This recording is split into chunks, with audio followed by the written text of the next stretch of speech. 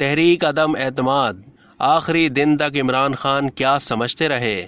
عمران خان کا ساتھ دینے کی قیمت ادا کر رہا ہوں، شیخ رشید نے سب بتا دیا۔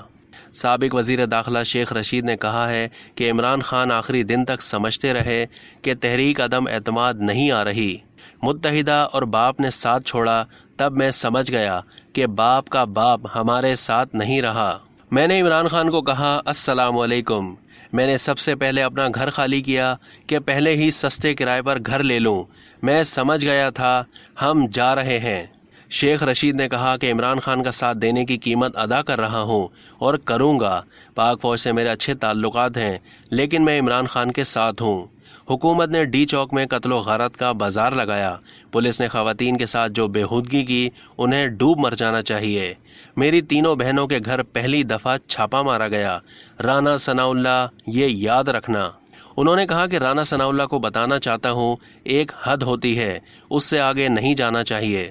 یہ بات درست نہیں کہ عمران خان ایک شخص کو لانا چاہ رہے ہیں، یہ بات بھی غلط ہے کہ عمران خان انہیں نومبر کے مہینے میں آرمی چیف بنانا چاہتے تھے۔ شیخ رشید نے کہا کہ اس وقت چلمن کے پیچھے بہت کچھ ہو رہا ہے، پوری دنیا کی قوتیں ان کے پیچھے آ جائیں تب بھی یہ حکومت نہیں چل سکتی۔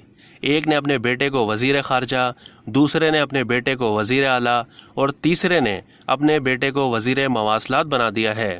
شیخ رشید نے کہا کہ ان لوگوں نے 14 مرتبہ افواج کے سپہ سالار اور جنرل فیض کے ساتھ بد زبانی استعمال کی اور جوتے چاٹ کر یہاں پہنچ گئے۔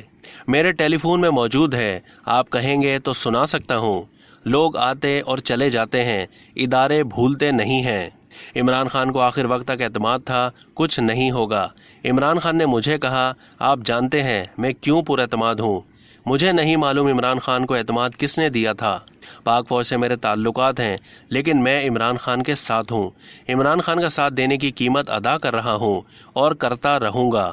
اب تک کے لیے اتنا ہی۔ مزید معلومات کے لیے ڈیلی جنگ کے یوٹیوب چینل کو سبسکرائب کرنا نہ بھولیے اور فیس بک کے پیج کو بھی لائک کرنا نہ بھولیے۔